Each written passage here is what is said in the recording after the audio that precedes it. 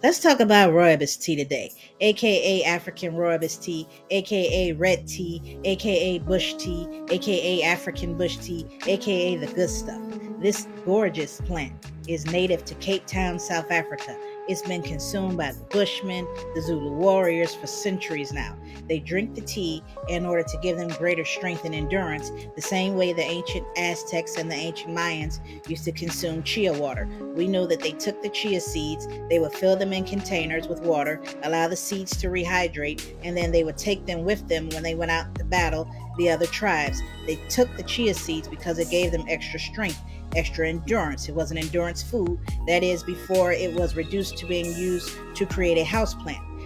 In the same way, rooibos tea was consumed by the Zulu warriors. It was consumed as an endurance food. It is excellent at cleansing the blood, healing the blood, and strengthening the bones. This particular plant is going to boost your circulation.